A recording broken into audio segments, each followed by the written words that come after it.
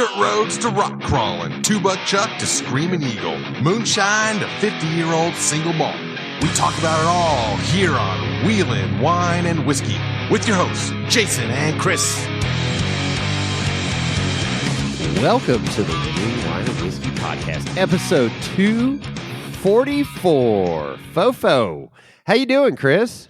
I am freaking awesome. How are you? I'm doing good. Loving the Nevada lifestyle here in the winter.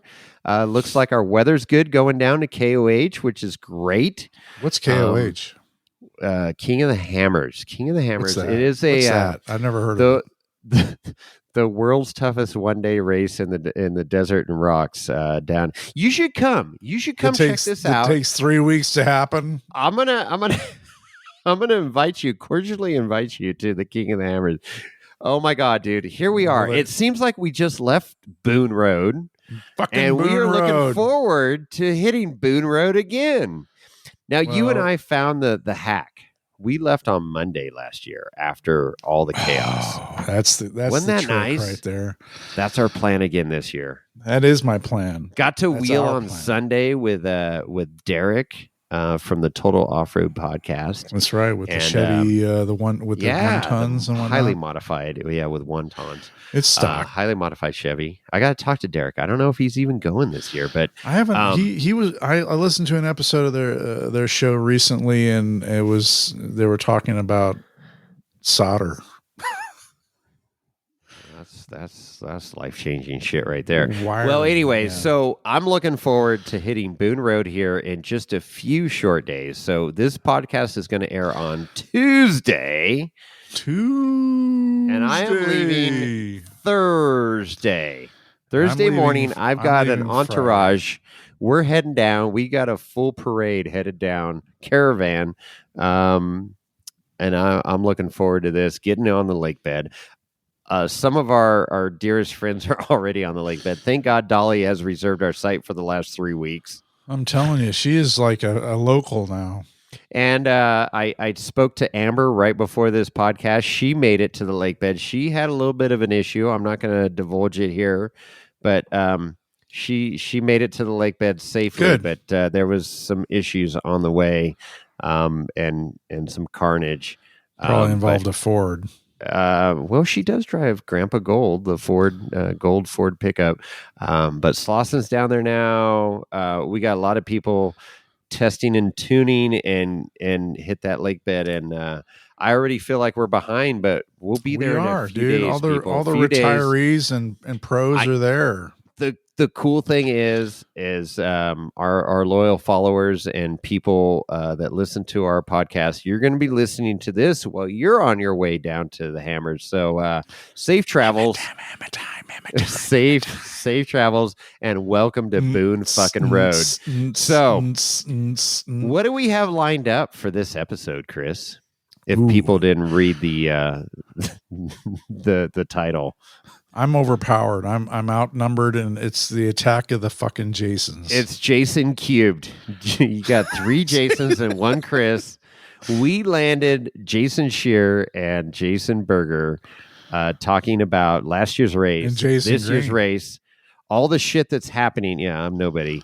But all this lining up, and this is really cool. There is some serious nuggets dropped during this interview with them. And it's I'm humbled that Berger reached out and he goes, dude, we got to do a podcast before this race, before we become 4-time king. And I love that. And wouldn't that be the hell of a prediction right there? I mean, that would be freaking. You heard it here first. Yeah, we're like the Simpsons. We predict shit. Whiskey. The Simpsons. The Simpsons. We predict it. What's going on? But no, we got a lot of teams we're rooting for, and I love it. I love all the stories that are unfolding. Getting to the lakebed, the banging and clanging, as you say. Poor Ultra 4 Jones is giving me fucking anxiety, dude. I can't watch his IG feed anymore. Dude, he's going to be building his car on the lakebed. I'm convinced. There's going to be people in his trailer working on his car going down to the lakebed while he's towing. There's going to be fucking wrenches spinning. Welder's going. Shit. Grinder's fucking spinning. It's just I love and hate it at the same time. I feel for the guy, but it's the passion. I mean, it is the passion and the desire, right? I mean, it's the insanity. I mean, he's driving me to drink. Oh yeah, well, we need that. What are you drinking? I got a little Leaper's Fork here. It's just that's super so good. I'm drinking more on order. I'm drinking what Frey do you got? Ranch. Little Frey, yeah, a little local Frey from Nevada. You got yeah. So we're gonna have quite the Wheeling Wine and Whiskey party pad with the enclosed trailer.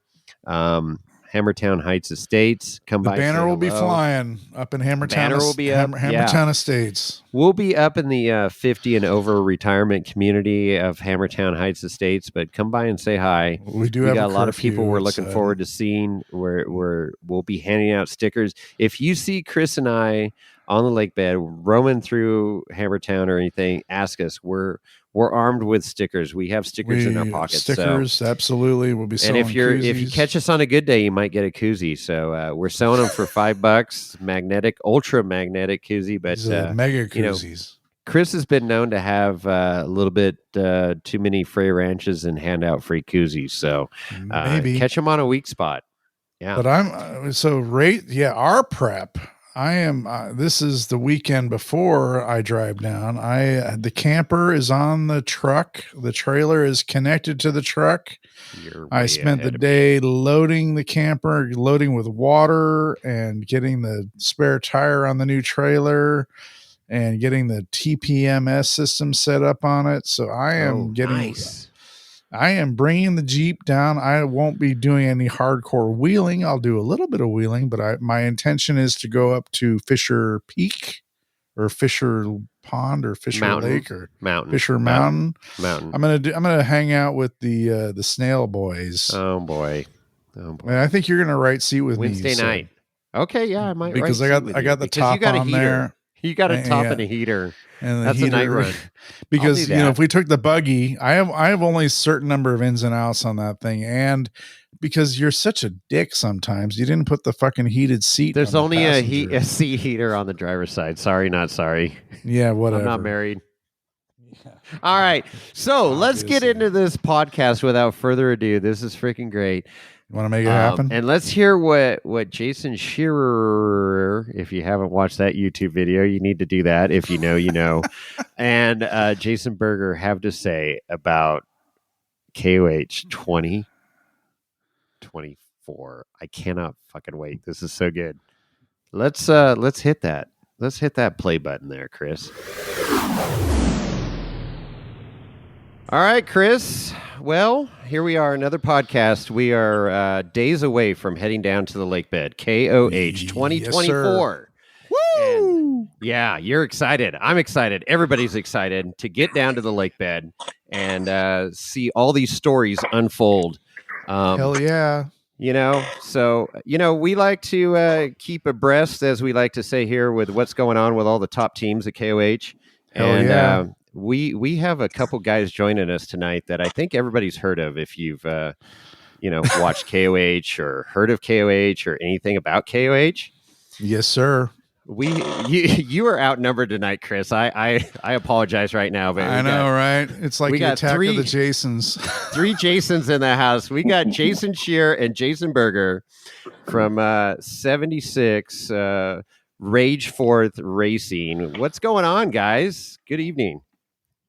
Thanks for having us on. We're in full prep mode here. I know everybody probably is getting ready to go down, but car's almost ready, and I think we saved the worst for last, probably like everybody. So we're doing CVs right before we leave, good time. And then it's just load parts and tools and get them in the trailer, and hopefully we get a little weather on our side and we can get out of here in a few days.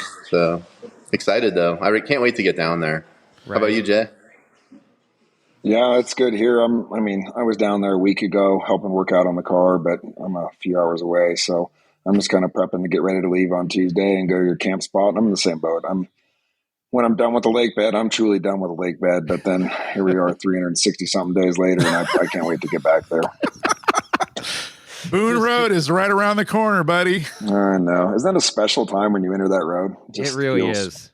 Yeah. It's like when you were a kid going through the gates of Disneyland when they opened, right? That's what it's like. Sir. Absolutely. It's our Disneyland, that's for sure. Yeah. So, okay, so the car's almost together. It looks like in the background there. You're in your garage. You got 5 people or so working on that bad boy. Looking sexy. So let's talk about your car a little bit, because this is the second year on this chassis for KOH.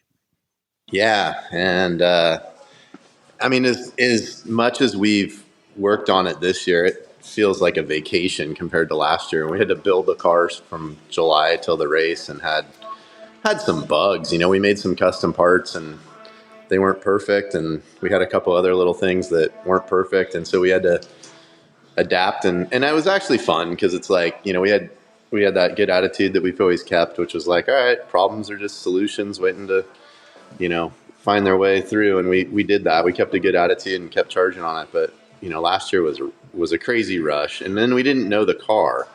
So right. Getting used to a new car is it's a whole nother part of the race, right? And so I think it was good because it was easy to drive for them. It was different, but it was easy to drive, and I was like, okay, this is it's got a lot of great characteristics that made it really good. And the one thing that was so interesting was you go down there and you practice in it by yourself. You go out there and you pre-run it by yourself. And then you go to qualifying and you're like, I wonder if this car is actually fast or if it's just feels fast, because you've never had a litmus test against anything else to go compare it. Mm-hmm. And when we went out there and didn't have a perfect qualifying run, actually had to back up in the rock obstacle and still managed to get on the front row, I was like, this thing's a rocket ship, and we knew it. And so I think all we have to do this year is not make too many dumb mistakes, which is my constant problem in life. But it's a pretty good setup. So, we made it better significantly than last year, which is cool. Just got the new Dugan's engine in it, fixed a couple of issues we had with transmissions. And then Fox and I have been working tirelessly on the new live valve setup, and it's come so far. I mean, that setup is game changing. Like, it's the biggest difference in off-road racing that I've been around in my lifetime. I mean, it's always nice when new tires come out or, something comes out that makes something more reliable, but to make the ride this much better and have this much more control in it is incredible. And, through that development, we got 4 more inches of front suspension travel. So, and the car feels like, it's awesome. So I'm pretty happy. I'm excited to go down and drive it. That's for sure. So you had the live valve system last year, right? We did. That was the first time driving with that. And then, so explain that for our listeners, because it is new technology, state-of-the-art stuff. And I know you can change settings for different conditions and stuff, and then it's taking its own readings and making adjustments every millisecond or whatever. So talk about that live valve system a little bit. Well, and I do think that live valve, it's probably more relevant to us at King of the Hammers. It's almost like more relevant to a street truck than it is to Baja, because so much of Baja is the same, right? You might have bigger whoops in San Felipe or tighter roads in a section or even slow speed stuff or things, but those settings that you're making are minor differences to the car.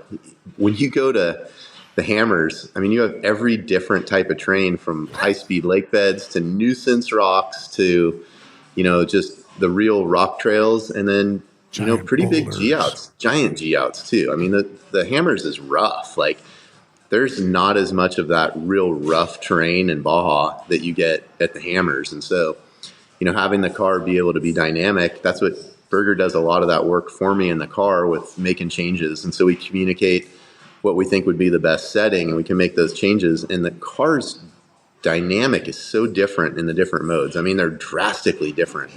Like, what you put in the rocks is not what you would want in the desert, and vice versa. And so we've like found that the settings were more. Back in the day, you just kept making changes to make the car faster in the desert, and it was feeling better in the rocks, but we didn't know how far away we had gone from an ideal rock setup. And that was the thing that was so interesting, was we never really spent the time just going out and tuning for the rocks.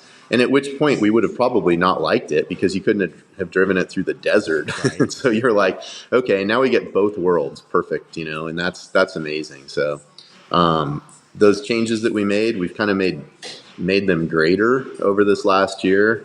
The other part of the car that's incredible is that it has this thing in there called an IMU, and it monitors like this. It's set in the middle of the car at the center of gravity.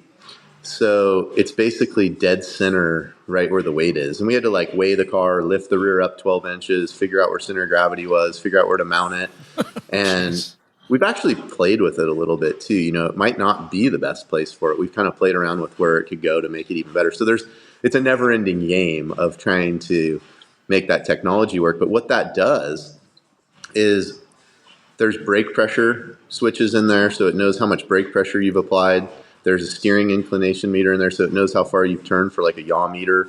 And then obviously it's got G-forces and everything else, but that IMU is trying to keep the car basically level all the time. So when you go into a corner, it'll stiffen up one side of the car and add rebound to the opposite side. And then if it's got a rut in there, you'll feel the car do stuff that you weren't expecting it to do because traditionally you had to wait till you hit the top of the berm to be able to rotate in the corner, and it's already starting to make the car turn. And it's sort of surreal. It takes you a moment to go, I didn't expect that. And a lot of times I think the drivers that had tested it early on said, I didn't expect that and I don't like it. But when you realize it was better than the waiting for the next thing to happen, you're like, okay, it's actually better. I just haven't adapted to it yet. So there's that process of going, the car will do things now that it wouldn't have done ever before. I have to now get used to driving it that way. So, the more seat time we get, the better, but it is significantly, it's a huge improvement. Like I said, it's the biggest change I've seen in off-road in my career of going out there and doing it. Well, I know, Berger, you alerted to that last year, that car was just such a game changer and so much better last year. But so how often are you making adjustments? Is it like, oh, we're desert. Okay, desert. And then, rocks. But I'm sure there's some more fine tuning in between those sections out on course, huh? We've really, at least last year, basically had 3 settings. You've got your setting for the desert. And then honestly, I don't know if Jay would agree with this, but you can still kind of make whatever suspension work in the really, really big rocks. But where I felt like we always lost time is what Jay refers to as the nuisance rocks. We just couldn't fly through that stuff. And we felt really, really slow there. And now we have a setting that allows us to drive. And look, I don't know what it's like in other people's cars, but and maybe they're going fast and they just don't care how it feels in the car. And they're like, well, we're just beating it. We felt like we were beating it too much. And so we would slow way down. And now the car's, I don't know, the word I would use is supple. It's just amazing how it just absorbs everything. So you'll have that setting like, at the bottom of wrecking ball, the minute you get into the wash, you're going to go into the nuisance rock settings, and then you're going to go up to the big rocks, and then we're going to change to that setting. And it's usually all no or Jay will make a call, just to make sure we're doing it right. But it's like Jay said, it's the biggest game changer for sure. You guys have, been together for so long that I got to imagine your synchronicity in the car. It's kind of like you're already thinking what he's thinking and stuff, right? You guys got to be on the same page pretty much most of the time. Yeah, we're pretty good. Unless we're in Baja on a silt bed. It's pretty seamless. We almost killed each other in Baja. We didn't talk to each other for like 24 hours, but that's okay. We were both tired. But no, we work well together, and we the anticipation is always there. And look, just like everybody, we make mistakes also. We can go back through last year's race and figure out, we got to make up 1 minute. We wouldn't have won that race. So you're always second guessing all the decisions you made. Well, everybody, when they cross that finish line, if they're not first, they're going, where could have I made up time? And you're just agonizing over that the next 24 hours, right? It's like, well, this stupid mistake or that, or I made a wrong turn or whatever it is. But Yeah, that's Did life. you say 24 hours? How long does it go? 364 days, my friend. 364 days. That's right. Sorry. Oh, shit. I'm not lying to you. I hear it's you. what I go to bed thinking about, you know? Yeah. So what is your strategy going into this year then? With that said, like what changes? I mean, you're learning the car more. You got the suspension, more dialed. You're going to do a lot of pre-running. You guys are one of the arguably the most calculated team on the lakebed, I think, that I know of. But from being in the pits, watching your operation, For sure. every T is crossed, every I is dotted, and it's like. You guys do like NASCAR shit that, these other quote unquote rednecks that are racing out there are not even, okay, I think we got enough fuel. I think we got this, but you guys calculate all that stuff out. And still make stupid mistakes. So whatever. Yeah. Jason, I'd say that the argument would be that we're too careful. I mean, if I got any feedback this year, it would be from friends saying, what the hell are you guys doing?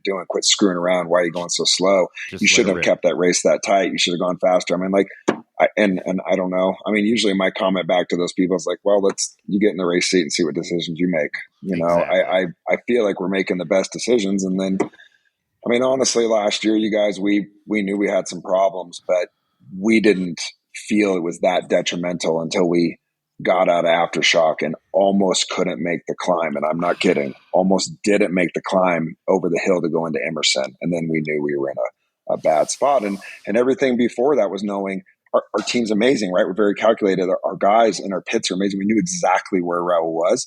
And this isn't meant to sound as arrogance because it's not that way, but like we're calculated. We're going to be okay. We can be fast in the desert. And we couldn't. We couldn't go over 60 miles an hour. And so Jay might not have said is we were losing the engine. What was wrong? There was something going on. You weren't. We had lost three cylinders. Three cylinders. We were down to a 5-cylinder, and you'd think, okay, well, if you've got an 800 horsepower motor and you lose, 40% of it, you should still have plenty of power to go fast through the desert. It didn't work that way. The motor wouldn't run. And it had a vibration that, I've never in my life experienced anything like it. It literally made my fingers burn on the steering wheel. I was wow. And Jay said, you got to lift because it was going to come apart. Sure. And he was kind of surprised I lifted because normally I'm like, whatever, it's going to blow up. It's going to blow up. Grenade. But we lifted for a split second and it somehow, got a little better. So you knew it was the computer was trying to make an adjustment with those 3 cylinders being down and it didn't work. And so it was just making a crazy harmonic in the motor. And it was a much higher speed vibration than like a drive line or something like that. Right. It was like, almost felt like a cam was going or something. And you're like, okay, this is wild. But it was just depressing. I mean, Jason knows I punched the steering wheel for 20 minutes going across Emerson all the way back to, Turkey Claw, just punching the steering wheel like, come on, go, knowing it was slipping away. And once I saw the helicopter, I'm like, we're done, So we gave it our all. That one there wasn't much there. Like you can't calculate out, I'm going to lose an engine at the end of the race. Sure. Right. Whatever, it happened. And so I told a lot of people this, like last year didn't hurt as bad because it was, mechanical. Everything's in your control, but you gotta, we own it. It's like, okay, it was an engine problem that was probably caused by the air filter. And at the end of the day, that air filter was the wrong filter. It let too much dirt pass through it. That fouled the plugs. The cylinders washed down, blah, blah, blah, blah, blah. So it's still on you. But there was nothing we knew at that point in time that filter would cause that. So it was like, okay, just move forward, right? Well, yeah. The trials and tribulations of racing. It's just live and learn. It's just, and as many years as you've got under your belt, it's this shit still happens. It's not, You guys can actually go back. You could see the exact moment when everybody should have known. We come on to Emerson, come down the hill, and we're going to pass lap traffic. And you'll see us in the dust. You can't see us, and you see us break off to the driver. And Dave Cole says, and they're going to pass them on Emerson.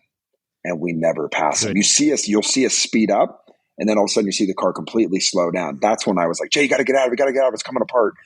and we never passed that guy. Wow. And I will tell you, in all the years that I have been racing with Jason, and it's embarrassing for me to admit this, but I'm a person who like very much in control of my emotions. And I lost my emotions at the finish line. That's when I threw my helmet. Is my most embarrassing moment ever racing, to lose that. And it's watching somebody you love so dearly, your best friend, punching the steering wheel for 30 minutes going, excuse my language, but fuck. And you feel it going away. And it got to the end. And the minute we turned the corner and you see Raul, even though we knew he was there, and it was like, I couldn't keep it together anymore, Yeah. And, but man, that's why we race, right? Not to lose, but man, that's just that's all part of it. It's what makes winning so good. Is losing sucks so bad. Because losing sucks so bad. Well said. That's racing, right? So, So that was the post-mortem on the engine. It was what you just described, an air filter, basically, and that was, man, that's a hard beat right there. That's a bad beat. You know what's crazy, you guys? You might find this interesting. We pull in there. And immediately our engine builder's like, hey, you guys have a clogged air filter. And I said, not possible. And he said, what do you mean? And I said, we were never not in first. Like we weren't in dust. And ignorance on my part. Like Jay goes back and watch videos and he's like, man, we're creating dust with our rear tires. Yeah. Where our air cleaner was and what was happening in the back, we didn't even know. Like we were creating our own dust and our filtration system, like I said, wasn't good enough and end up letting us down there at the end of the race. Wow. But we got that solved. I was going to say, so where's the air cleaner now? Is that like between your legs or what? Yo, I know you guys, you got to see this. Oh, here we go. It's a hard lesson to learn. I don't know. Not much room in the car anymore. We're getting a shop tour right now. Yeah, there's an intake all the way up to the front of the car in front of Berger's feet up here that's all sheet metaled in. Oh, I don't know if the camera is showing it, but yeah, the air is now in the front of the car. Okay. There's two massive Baldwin filters, which is nice. They're like, go down to Napa and buy filters. Okay. They're huge. And I did a ton of research on it. And it's basically, there's a reason equipment runs those filters because they're out in the dust all day. And so, we've got good filtration and hopefully, they're tucked away in an area where even if we have a rain race, which I don't know why I'm so worried about that, but I always think like, what would KOH be like in the rain? And I want to make sure that everything is kind of set up for that, even though it's a lot of time in the rocks on wet rocks, and it would be a very different race. But at least the filters are in a good spot for that stuff now too. Okay. So when you go to Napa and get those filters, do they ask you if it's 2-wheel drive or 4-wheel drive? They do. I just say it's all-wheel drive now. So no, it's true. It's every time I'm like, but I think we're in good shape on that stuff. We've been down on the dyno at Dugan's and it runs good. So I think we've got those problems behind us. But there's 1,000 things that can take you out of that race, and the biggest one's the guy behind the wheel. And I've made mistakes last year during the race, and it's a long time in that car on a mental side at that almost sprint pace, right? Like you go to Baja and there's just long fire roads and you're going through the whoops, and it's a little bit like you can talk and you're kind of relaxed and you're just kind of going through stuff. That race just seems like it's one obstacle after another, and there's barely any time to take a deep breath. And so, I think that challenge is what makes it so good. And what's amazing to me is how many competitors have gotten good at being able to go race for 6 to 8 hours hard. It's tough to do. At least it's tough for me. But these guys have really stepped it up. I think Raul and obviously the Millers and the Bleilers are like machines out there. They never fade. And Shannon just musters it up every year for that race and pulls it off. And you're just like, it's awesome because a lot of the guys, a lot of people would fade in that situation, and those guys have stepped up over and over and over again. And you're like, it's really something to win this race anymore because of how good everyone's gotten. Well, and yeah, that goes right into Berger's CrossFit, right? And how fit you need to be in this freaking 6, 7, 8 hour car wreck, as it's been described. you're getting the crap beat out of you, and even in a car as well built as yours, and IFS and this great suspension, it's no cakewalk. And a lot of people watching don't realize that. They see how smooth you're going across the desert and stuff, and it looks like glass, but I know it's violent in that car. I've ridden in some of the cars, and it beats you up. And you're strapped in so tight, and your abdominal muscles and all that stuff. And I know Berger can speak more to that, but yeah, it's not just Berger doesn't have abs. Do you have abs? Do you have abs? Do you have abs? What did you? You know what? It's funny. You were talking about the speed, like. I tell people first of all, nobody ever goes 100 anyhow, at least not typically. But even at 80, just stick your head out the window. Yeah, right. And then just keep it out there for 5 minutes and see how that feels. Right. Realize that we don't have a windshield. And yes, you have a helmet. But the amount of noise and just your helmet pushing back and the motor revving and the tires, it's like Jay said, that's a lot of intensity to have. It's not even just at the bouncing, but the noise, it's everything. It's a lot of intensity. And I think that there was a time, I would say back a long time ago, we got out of the car and we weren't going that fast. And it's like, oh, we could race more. And then now you see, everybody's, like Jay said, stepped up their game, and everybody's doing the same thing. And, last year, Marcos told me that Raul, 6 months before the race, he's training every single day. I don't know that to be true, but seeing how he keeps his, shit together doesn't surprise me at all that he's putting in that time and effort. And I love it. Because if we can beat somebody, I want to know they're at their best. That's well said. And you guys have seen it, how this race has evolved from, a bunch of guys drinking beer the night before around the campfire and hopping in the car the next morning and going out. And now it's serious. It's serious racing, and a lot of teams are there to be on the box. They don't want to be anywhere else. Once you, and you guys that have won in the past, all you kings have the same answer. It's like, once you won, there's no other position, right? That's just, you got to be number one. Yep. And especially, I know you guys are gunning even more because you want to be the first 4-time king. So does Shannon. So does Randy. Exactly. Right. You're all on the hunt. It's going to be interesting with Shannon's new build, and I don't know who his right seat's going to be, but it's not Jess. So we're gonna see who takes that right seat. But and then Randy, of course, has got his car second year on that chassis too, I believe. So solid axle. Yeah, actually, I know. Axle. I can't remember his name. Who's stepping in and co-driving for Shannon? It's okay. I know he works for USAC. Okay. Oh man, I'm sorry. I can't remember who it is. I just talked to Shannon the other day and he said it to me and it didn't stick. Is it Liam? Yeah. I don't think so. Yeah. So it'd be interesting to see, and that, him going from a single seat to a double, having a passenger, that's going to be interesting too. Shannon's going to have an official from USAC ride in his car. You know how many infractions he's going to have to call himself out on? Come on. Well, he'll at least stay on trail this time,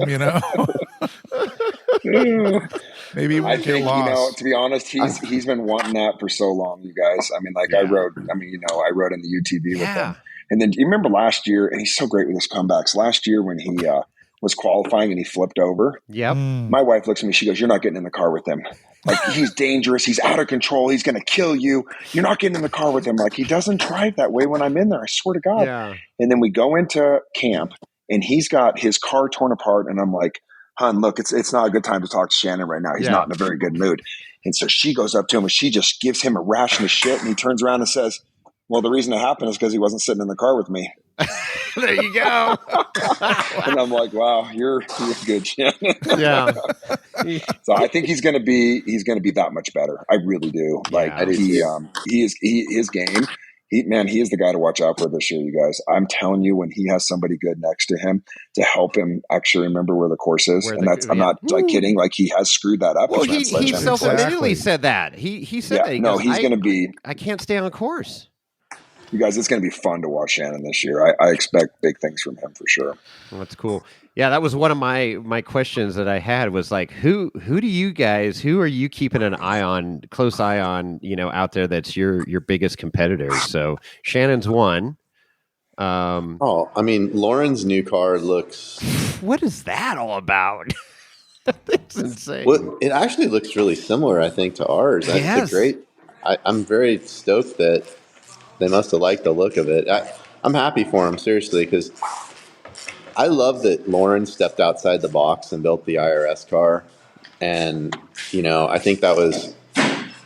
If we don't push the sport forward with new ideas, like, we're never going to progress. So he did the homework on that. And then I think somebody came by and made him an offer on it, and he couldn't refuse it. So he needed to build a car in a hurry. You can't build that car in a hurry. That's a complex machine. And so I think he decided to go to the more, I don't want to say tried and true, but kind of the more simplistic chassis setup. And it's easier to work on. It's easier to maintenance. It's easier to service. And I still think I like this setup. Like, this is the setup I prefer because of the way that they drive. However, I did drive Cody Wagner's car, the one that's been, I think, raced 5 years? Is it 5 years now? The Cameron Steele's raced it. I think it's 5 years. This will be the 5th year. Okay. That car is, it's a cheat car in the rocks. It's a cheater. You can't do wrong in it. Like, I went up and did like the waterfall on one trip. I don't remember where we were, and I was like, "Oh, I'm totally off on this line," and it just crawls it, and you're like, "Damn," And it's got so much clearance with the rear portals, and the belly being so high and everything, and you're like, "This cart." I mean, you really could make up speed in there. And then in the desert, it's good, but it was underpowered when I drove it, and I know that they've switched it to a Dugan's engine as well, so. That's a contender. And, like, the one thing that I've seen a lot of is the guys that are good on dirt bikes about picking lines, and the guys that are good in the rocks, like Randy and Cameron Steele, like, give them, when they have their day, they're going to be hard to touch, So, Vaughn and Lauren are contenders always, but I mean, there's 15 guys that from Brian Cross to, like I said, the Bleilers earlier, I'm like, they're never going to back off, right? And then I think my dark horse for this year is I think JP Gomez is going to be the next one. Those UFO cars are proven. Yeah. They've got them dialed. And I've seen JP I've seen JP have awesome races, and he's fast at places, and then he doesn't always put it all together. If he puts it all together, I don't think it's going to be hard to touch him because he's so fast when he's on. If he holds it all together, like, good luck, everybody, So, that's why I say it's like you have to have a really, really, really good day to win the race and be fast now. You can't just have everything luck into your position anymore. I think those days are over of just making it, not braking or not having to get out of the car. That's not enough. You have to have the speed. Yeah, which is a little bit of luck. Well, luck always helps. I know that's the draw that's kept everybody coming back too. Like it's fun and it's expensive and a lot of time for this race, and everybody puts a ton into it. The level of competition is what's kept everyone coming back, and it steps up every year. So I know for me, that's why I want to go. Well, certainly the evolution of the cars over the last since the beginning, has been epic. But I do want to say that you guys running with a live valve system. Is there anybody else in the field that's running something similar, or is keeping up with that type of technology, or something else that's going to be a game changer that you know of? So I know Cameron Steele has it, Lauren and Vaughn have it, and Shirley. I'm not sure. He might. I think Levi does. It's it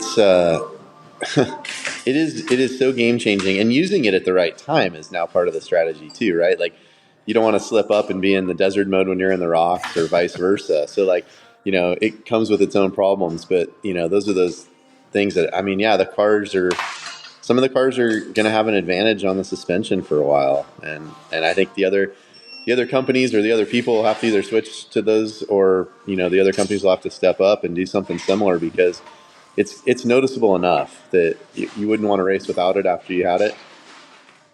Yeah. Well, we always hear about shock tuning and shock packages, and obviously having some sort of adaptive suspension system, but also having the woo pows under the hood, to motivate you through the desert and through the rocks and whatnot. But I mean, what else would be a major game changer, or is a game changer in this event? Well, I mean, these portals really changed it, getting you the extra ground clearance. And, the downside to the CVs has always been that they have a maximum angle. And that doesn't matter if it was class 1 cars or the IFS cars for KOH. We always had to limit the amount of steering and limit the suspension travel in some way to make the CVs live. And, now with the portal, what you're doing is you're effectively moving that up 4.5 inches. So you get more travel and more steering. And so, it'll be a balancing act of what people end up liking. We chose to get more steering and not have too much more travel than we used to have. But we have 45 degrees of steering in an IFS car, which is actually unheard of. I don't think anyone else has that. Not that I, really studied everybody else's, but the steering is nice in the rocks. I mean, you're going 1 inch forward and 1 inch sideways, if you think about 45 degrees, and it makes it turn really, really well. And that was a hindrance. That's a lot of the guys in solid axle cars have always said that the reason that they prefer the solid axle is being able to steer tight in the rocks. And that advantage is gone. So, they probably steer more than 45, but I wouldn't say that that's the game changer for that. So, we still have 20 inches of front suspension travel now and 45 degrees of steering, and front end feels pretty good, I'll say. I think more tire size will come with the parts getting better. These portals take the drivetrain load off of it, so you can go back and run a bigger tire. And I've heard rumors that even BFG is going to come out with a bigger tire probably next year. So, they may split the difference and go to like a 41 instead of a 42. But I'll take it because that'll make it dance through the rocks better and probably not hinder you in the desert that much with the extra mass. So. Interesting. And then, so yeah, you coming from a rock crawling background and living in, California area there and running the Rubicon and all that stuff, both you guys, transitioning to the race car you have now from, solid axle, Jeep banging out on the Rubicon to crawling hammer trails in, the state of the art freaking spaceship that you got now. What has that evolution been like for you guys, knowing where you came from to where you are now and doing, the same rock trails on Rubicon and stuff, but then, going out there to King of the Hammers and putting on a clinic basically? I want to say it's like some big change, but it's not as crazy as you might think. When I went through Rubicon this summer in the KOH edition Bronco. Okay. And, you're still picking lines. You're going slower, but you're still picking lines and driving it. And I think like the fundamentals are still the same. After a certain point, I let my daughter drive the rest of the trail because, it's exciting, but I've done it, my whole life, and I wanted to see her do it. So, sure. She drove probably 3/4 of the Rubicon Trail in the Bronco this year. And that's cool.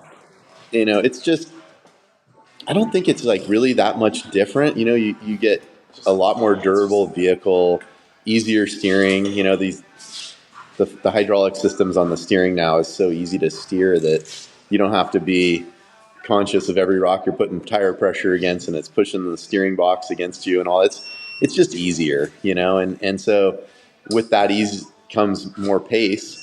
And, that pace is such a tricky thing to monitor. You're trying to make sure you don't flat a tire pretty much the whole time. That's the thing that you don't want to miss your line. And then the momentum that you can carry will help you get across rocks that might not necessarily be crawling rocks, but you can kind of get up on top of them with momentum. So you're playing this delicate game, and it is literally a game of inches. Just like on the Rubicon when you're trying to keep your fender off of a rock or your rear corner panel off of a rock. It's just that you're doing it at an increased pace, and so the stress level seems to rise.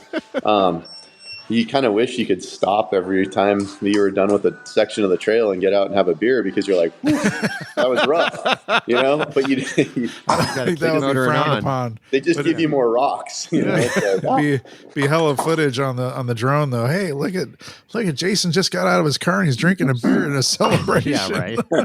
Shotgun. The part that at least for me, like talking about the evolution of all this, it's really cool what we've done or been a part of with these cars over the last 15 years. But more for me is Jason mentions the KOH edition Bronco. You're like, you look at all of the technology that's in that now.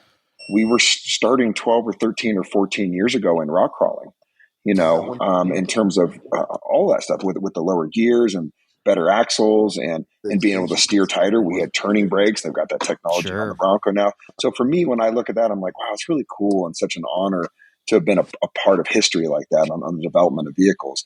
And I will tell you, like, I'm not just saying it because Ford, you see on the side of the vehicle, Ford is pushing that envelope all the time. And we just got back from Baja, stock vehicles, going through Baja, and Ford is, we meet the top people and family in Ford, and they're like, look, we're making this a lifestyle. We are absolutely putting our money where our mouth is.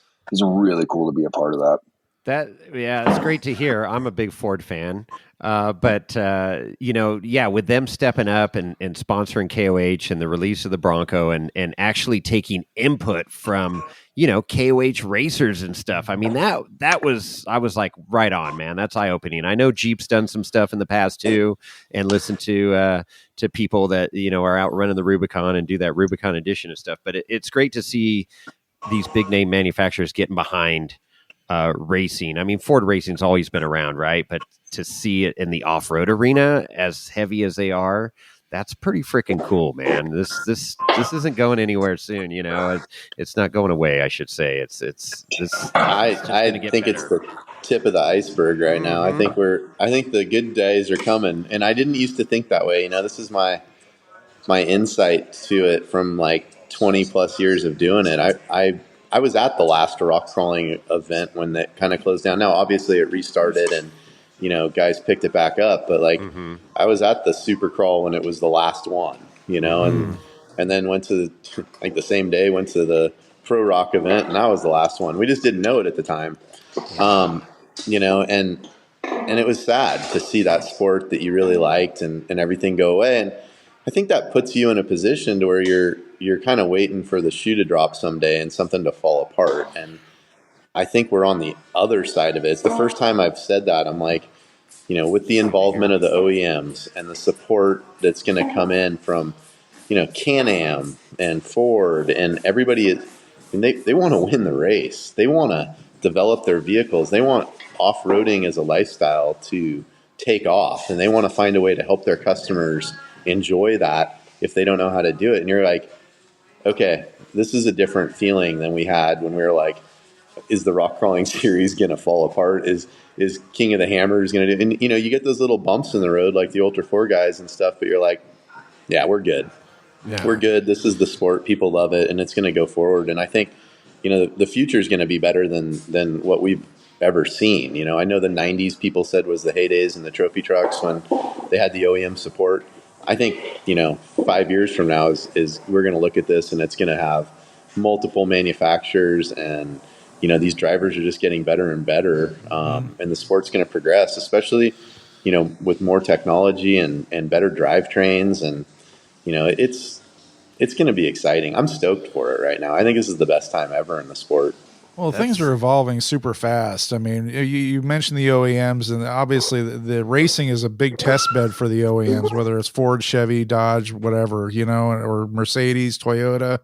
I mean, they love their racing because a lot of stuff it's the ultimate test, right? They put the cars through torture, and then whatever survives usually at some point kind of trickles down to the street. But what do you think about the electrification? It seems like electric off-road racing seems to be kind of in fits and starts right now. I know that we had the EVE a few years ago, and I guess we got Evolve Racing coming out this year. But I mean, do you have any interest in talking about electric EV racing at all on King of the Hammers? Maybe I'll share a little tidbit. I had a pretty unique situation when I was down in Baja. I was able to take Will Ford, like actually Edsel Ford's grandson, Will Ford, Oh, crap. in a Raptor R in the Baja 1000 on the race course. Whoa. And I don't know if you guys have been to La Paz, but you can't just get over the race course. We spent an hour plus in the car trying to get there, and once we had gotten to the course, we drove for a bit, and then took him up the stair steps, and then I turned him loose. He actually asked me, "Can I drive?" And I'm like, "Dude, your name's on the front of the truck, man." Yes, you can drive, and he's a hell of a driver. He's got great skills. We had a really good time, and he shared kind of his feelings, and I'm not going to speak for him, but I think that a hybrid drivetrain is going to be the future for our vehicles, as well as probably a lot of other vehicles too, right? I mean, look at our sport, and all of us can kind of fall into the same boat. And I think there's a lot of people just like us. If you want to go to the Hammers, it's pretty tough to take an electric pickup from your house to the Hammers, right? But you want to go down there and have a good time. Yeah. Hybrid makes so much sense though, right? Daily, I drive 20 miles a day. If I had a hybrid that could run on electric for that period of time, that would be great. And then utilizing that system for my four-wheel drive or for my extra acceleration off the line, extra torque when I'm towing. Those parts are awesome about that hybrid system. But you still need the ICE engine to be able to go take the distances you want and go do the things that you need to go do. And when I look at it from a racing standpoint, the problems that we run into in these cars are how we're coupling the front end, right? So guys have one-way sprags. Some of the trophy trucks don't have reverse in four-wheel drive because it's a one-way. And so, granted, the four-wheel drive trucks aren't getting stuck in silt beds a lot, but they did this year in Baja and things like that. And so not being able to back up is tricky. And I'm like, how awesome would it be if that front end was an electric front end and you could get the power you wanted, you could charge that system up, use it on demand, and then have the ICE engine for the rear. And I'm like, it's probably the future for a lot of reasons, but the cars drive better in two-wheel drive in the desert. And not everybody might agree with that statement, but I like the truck loose. I actually prefer it in two-wheel drive. Our Ultra 4 car, our KOH car, it doesn't have that option. You're locked in all the time. But if I had my druthers, I would run the desert in two-wheel drive, but not out of the corner or not out of a tight hole or anything. But once you're going 60 or 70, the way it drives in two-wheel drive, I prefer. And a lot of that is drivetrain bind. And then you get into whoops. And as soon as the front tires leave the ground and they're still connected, it's violent what's going on, right? You're like jackhammering between the front tires being off the ground and the rear tires being off the ground, the front tires connecting. And so that effect is what's really destroying the drivetrains, right? It's beating out the rear ends. It's destroying the transfer cases, the drive lines. Everything just gets destroyed from it. And so if that was disconnected but still powering the car, it'd be like the perfect setup. So I think that while I'm not like wanting to be on the bleeding edge of the tech on that, I do think it's the future and that it will apply to us at some point in time. I'm also not like really super interested in running a complete electric vehicle. I just don't think that the vehicles our races are too long and it doesn't quite make sense yet. And, I love it that people are working on it and I respect it because I think it's cool to do this and try to make things work. But it's not it's not going to go win KOH next year or something if you put the effort into it. And even the races that they're doing, Dave's doing a really good job of making it work and saying, okay, the race is going to be shorter for the electric vehicles and there'll be a winner for that class. Unfortunately, that's not what I'm here to race for is the other class, right. So I'm not quite interested in that, I could say, but I do think that there will be a period of time where the other technology is what you have in your pickup truck and what you have in the race car. And I don't think that's too far off. Yeah. No, that's interesting. It is true. I mean, we're seeing this get vetted out that just 100% electric has got, some serious limitations, and we're not going to get into all that. But the hybrid, is a good answer. But it's great that people are dabbling in this in the race scene. This team Evolve Racing that basically took a Tesla S that was wrecked and put it in their crawler, their Toyota rock crawler, and now they're racing Chevy. it. I mean, that's cool. Oh, Chevy, you're right. Chevy S10. That's right. Chevy S10. But anyways, I saw that thing down at the Hammers, and they did a really good job on that car. He really did. Yeah. Keith and Melissa, shout out to them. They did a great job, and it's cool. And he's guy just like us, that just a rock car that said, I'm going to try this, just do something different. Right. And there you go. But, it's interesting. So Dave, alluded to the course, and it's more rocks this year. I guess the rocks section is the most rocks. Look right? at the smile on Jason. And you're liking that, right? Yeah, you're liking that. You guys are smiling. That's good. I know a lot of people are excited about that. So, what are your thoughts on what you know about the course so far? Both you guys. Jay watches those shows. I don't know anything other than the qualifying course is longer, and I like that because it gives me more chance to make mistakes. Come on now. Come on. How many years have you qualified first now? You've always been podium on one or two. On the start line? Yeah, I think it's only been 10 years. Yeah. Well, we have 9 in a row going right now, and I think we have 10 of them overall. There you go. I'm not sure it's been strategically the best place to start. I mean, we're going to be a little more conservative this year because it's a longer course. I think we're good in that kind of terrain, so we're just going to go run our pace. But I'm not going to go jump off backdoor or something to try to make. You're not going to do a Lauren Healy moment. No, I'm happy for him to do it.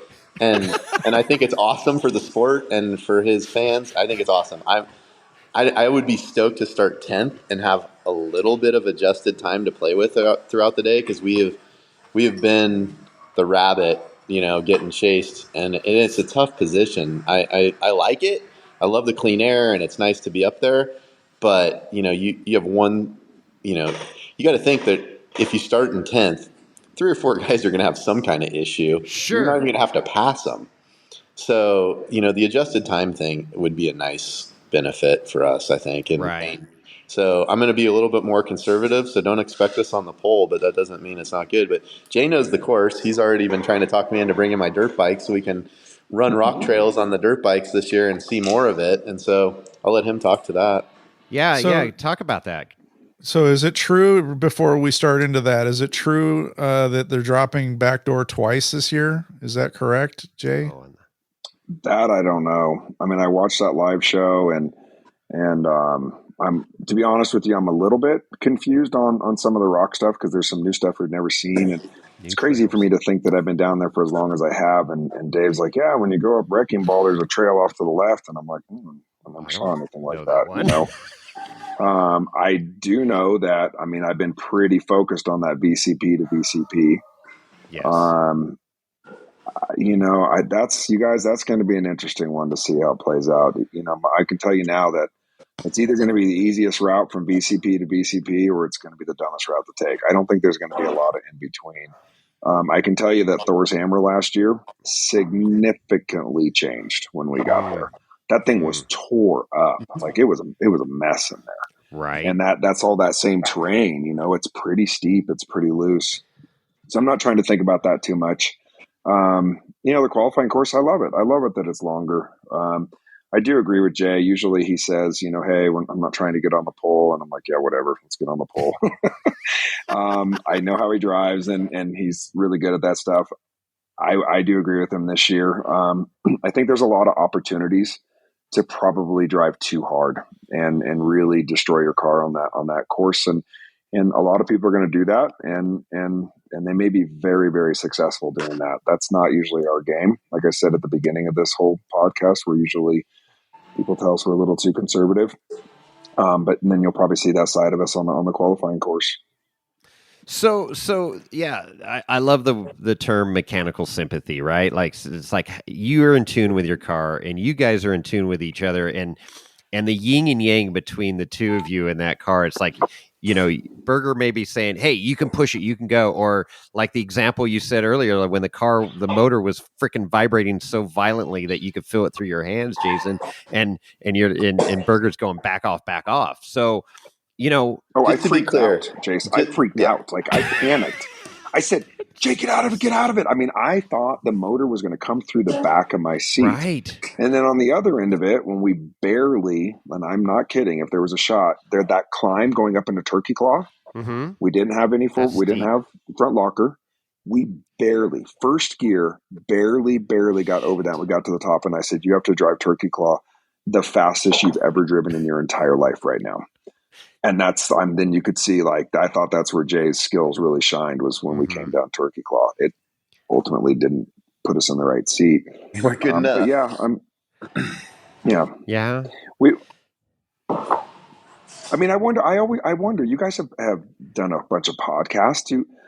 I wonder what the talk is. Jay and I are calm, other than a lot of times we can't hear each other very well. And we're trying to figure that out. Like, is it our radios? Is it our intake? Is it our exhaust? Like, you'll notice now, like, our car's quiet compared to the other cars. And the reason that is because we need to be able to talk to each other. And I want to be able to talk to Jason at the level that we are all talking right now, because when you start yelling, that intensity, your heart rate starts going up, and it is freaking exhausting when you're doing that. Yeah. And so I'm really curious, like, what other teams, what they're like with each other, if they're bickering. I mean, Eric Wicks has told me some stories of having issues, and and I wonder how many teams are like in sync like we are, and how many teams aren't. Well, there's actually a boxing ring in Hammertown this year for the teams to duke it out. It's replacing the diving pool. Oh, yes. I dive. No, I don't know. I mean, I would think that everybody's professional at this point, and everybody wants to win. But there, you got to remember, there's a lot of single, and as you guys know, there's a lot of single driver or single seat cars that they're arguing with themselves in their head. So. But that situation, I wonder. I think that one of the things that Jay always said before was that when he went single seater, he didn't want to have to worry about the liability of somebody else. And it took a long time for Jay and I to sit down and go, look, you don't need to worry about it. Like, my wife and I understand what I'm doing, and this is what I want to do. And if something happens, it happens. Do you sign a waiver? What's always amazing about I think what's amazing is always the single seaters. I'm like, are they having as much fun? Because Jay and I have I know they're not. Fun. I did it by myself, like, because you do almost die like 14 times during the race, and there's nobody there to tell you how cool it was until, like, you have a co-driver. So they're not having as much fun. I'm sorry.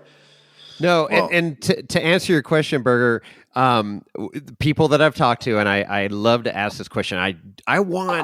We're getting there where we're going to have in-car audio, and apparently we're going to have in-car freaking some video this year. But it's I think, having the co-driver, synchronicity, and being able to bang ideas off of each other, and that, we talked about it. You're like a therapist in that right seat. You got to keep their head in the game. You got to keep them motivated, whatever. There's all kinds of roller coaster emotions going through this race. And especially like you guys just talked about, towards the end, and the car's not running, and you're all, Scheer's all pissed off, and you're just trying to just get it going, but I could not imagine the single seat drivers, and it's just, you need that right seat. And now you see Shannon going there, that's partly because he can't see and read the map, but I think the teams that have driver, co-driver have an advantage at Hammers, especially. Well, I don't think people realize too, it's like a co-driver's an important part, but I mean, I think it's our biggest advantage. I don't know, like, how much you guys have ever thought about this, but I don't know if you know what Jay does on his, like, day job. He's a day job. Yeah, I do. He's a coach. Right. he loves coaching. It's not like he did, he quit his business and sold his business to start. I mean, he didn't indirectly start Dreamtown to right away, but he literally quit his job to become a coach because he loves seeing other people progress, and it's in his DNA is to want to help other people get to their best. And so when we put him in the right seat again, it was like not only was he good physically in '09 when we won and having that ability to be a great co-driver and winch and make great decisions because he had experience on the trail, but then all those skills that he learned is like a coach to motivate you and to keep you under control and to be calm in a situation. You guys have never been around somebody more calm in a hectic situation, making the right decision time after time after time after time. If I wasn't with Jay, it wouldn't be the magic that we've had over the last, whatever, since 2016 when we went back together as a team. I mean, I think that there's a lot of co-drivers out there, but there's not anyone else out there that's as good as Berger. So that's my biggest advantage in the car. That's quite a testament there, Berger. Yeah. Yeah, I don't know what to say. Awesome. I'm just always flattered to go out and do this. And we're fortunate that we work well together and see things usually the same way. And you know what? Hey, when we don't, that's a good thing too. Like, I mean, you don't want to be in a relationship where you agree all the time, right? Oh, you need to be able to test each other. And that's when we're pre-running. That's when we're pre-running. We see things different. We're testing it out. Or when we lose reverse. Yeah. Should we tell them? Yep. You got to tell that story. Yep. There's somebody out there down at the bottom. There's a team out there who saw this. Okay. So you guys saw when we flipped it over and Jay broke his ass basically. I was going to ask how he's doing. Your tailbone still has to be sore. We all the moaning and groaning from people watching the live feed was hilarious in Hammertown. I wasn't. Can I tell you? So there's two stories here that are great. Okay. First of all, right.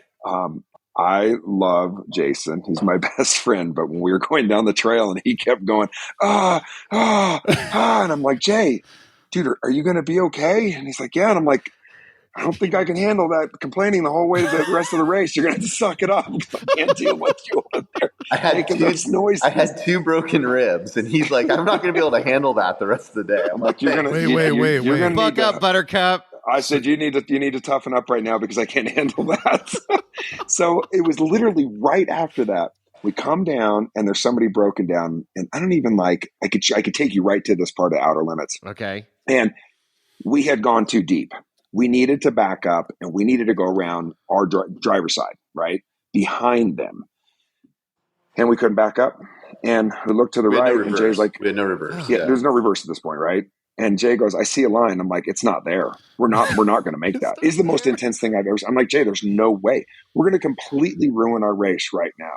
And he's like, no, I see it. I've got it. I've got this line. And it was freaking baller. I mean, and I would love to know what team that was that actually saw that line that we did. And we have no idea who it was. But at that moment, if I would have laid money on it, Jay was going to throw our race away right there. Really? And he had the line. I was adamantly against pulling that line. And it was so smooth and it was so nice and it was perfect. And we just played right on through. But it's as you guys have said, and because you are, and then so polar opposites with that decision. You're going absolutely freaking not, and Jay's going, oh no, I got this. You got it in the back of your mind. You got to go. Maybe he does have this. I don't know. No. You're 100% right, because I'll tell you that's not the first time that's happened. Okay, we don't always see the same lines. We'll be coming up, and I'll be like, Jay, I don't see it. And he's like, no, I got it. And I'm like, I don't know. And then the car pulls right through it. And so there's been enough times where he is confident enough. And then there's times also where he'll not have that confidence and he'll back up when I say something like, if you have reverse and if we had reverse, yes.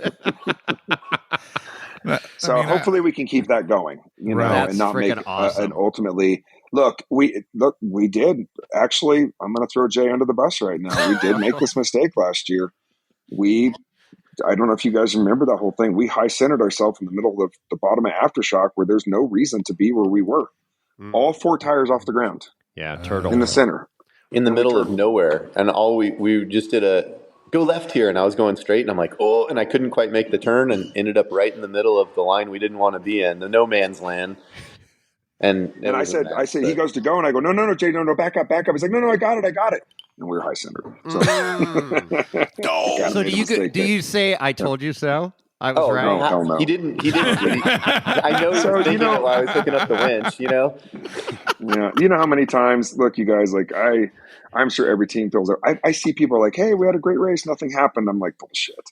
Yeah, there's 100 things. Exactly. There's 100 things that happen during that race where you've made some sort of mistake. And I do think that like it matters that I would say like 99% of the time we see the same line, and that helps us not be exhausted, because if I'm picking a line and Jay knows I'm going to go that way, even when you're in the passenger seat and the car's going to go hit that rock right there, it's like more assuring than not knowing which way the guy's going to go.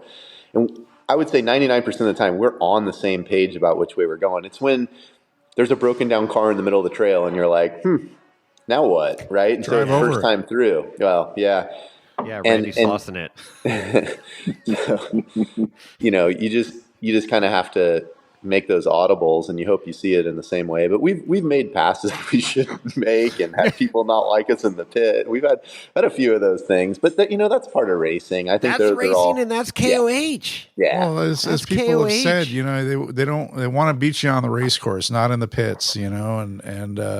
But I will say a thing about your situation in Outer Limits. That area where you fell out and hurt yourself. That was I know that area pretty well, because Jason and I in his buggy ran that trail a few years ago, and we stopped in that section, and Jason's like, I got to get out and take a look and spot somebody behind us. And I looked out the side of the car that I was sitting in, the passenger side, and I said, I'm not getting out. He's like, what's up? I said, it's like a 14-foot drop. Yeah, it was a huge drop right there. So that Outer Limits is no joke, man. There's some serious terrain there. And I think the part people don't realize is I got out of the car and I saw where I was going to jump. And when I went to go jump, the tethers on my Hans caught, and I couldn't look down. So I had jumped, but I couldn't see where I was going to go. So I just started kind of, rolling the windows down on the way. Yeah, rolling the windows. The drone caught you, and when I saw you land, I was like, oh, fuck, that had to hurt. It hurt. And you guys, here's an interesting thing. But yeah, he was making a lot of noises. I mean, at that point, you guys, like, we rolled on my side, and he's like, Jay, you got to get out. And I'm like, I can't get out until you get out. And so he's getting out, and I'm trying to get all my winch stuff that's in my bag, but I'm like literally leaning on it. And then I just hear him I finally got it all out. It's taking me a while. I feel like it's taking me 10 minutes. And then I hear Jay making noises. I don't know what's happened. I can't see him. So I got to drop all my stuff and then look out there. And then, he's okay and somewhat okay. But here's the funny thing about that, you guys. And it's how and Jay and I talk about this all the time, like how one little mistake by like 5 feet significantly changes something. We talked about it on the way in, knowing we didn't have reverse. And our discussion with each other was, we already went through this trail once. Take our exact line we did before. We never had to back up before. And we missed that turn by a couple feet, just maybe a foot. And we couldn't hang hard enough driver to be where we wanted to be, couldn't back up. People would look at that and go, what an idiot. Why'd you keep driving? Well, we only had forward. We did the absolute best thing we could do. And we talked about it. I said, if I keep going, it's going to roll. And we literally said, well, if you don't try, what the hell? We're going to be, sitting here? I mean, there's no other option. Yeah, we're all ready. Let's go. And then, we were right, unfortunately. It's interesting this year, you guys, like you're talking about the single seater. Is there any place on the course where you think we're going to have to winch other than the unknown? Okay. So I don't know out of wrecking ball, but like, there's not a time if we're going up back door, we're winching. And if Jay and I if we're going sledge, we're winching. And we winched there last year, right? I mean, that's interesting. Yeah. And I don't have anything this year where I'm like, okay, we may have to winch because we've made a mistake or we have a broken part or something's changed. But in my head right now, without knowing the one around wrecking ball, and I'm like, is there a spot where we for sure have to winch? And do you guys think of anything like that? I mean, I don't know of anywhere. No. Well, I'll let you out after the desert lap then. Yeah, right? Yeah, Dave needs to keep making courses so invaluable. So what do you got? What's your favorite part of all the years you've been racing KOH, the rocks or the desert? What's your favorite section between those two? The finish line. Well, yeah, of course, but I'm like, do you enjoy the desert more? Ask that on Facebook. Or do you enjoy Somebody the asked that rocks on more? Facebook. They said, "What's your favorite part of the Hammers?" And I just wrote winning. With the finish line, being on podium. I just wrote winning. That was it. Winning. Wow. I almost lost my drink. I love the start. I think there's something just awesome about starting that race. I mean, there's a few times when it's been freezing cold and it's not super enjoyable, but there's just something awesome about, you get out to like race mile 30 after you pass the first pit, and I don't know, it just starts to groove and you're like in the flow, and I love that type of terrain. And like when you really know a course, because it's not immensely long. Like Baja's immensely long. You can learn pretty much every bump in the road at the Hammers and memorize them all and know where you're going to be and which lane's better on these 2 or 3 lanes and how the car is going to react. And you get in that flow, and it is the most enjoyable thing I've ever done, like, is to rip through that stuff. And it's like the car is capable enough to drive at that limit where you're kind of limited at your speed that you can drive, which is sort of similar to like most people when on a dirt bike. The dirt bike's faster than they are almost. Mm-hmm. And so, you get that feeling a little bit out there. And when everything's working right, you have that at least. And I love that part of it. I think the rocks are work.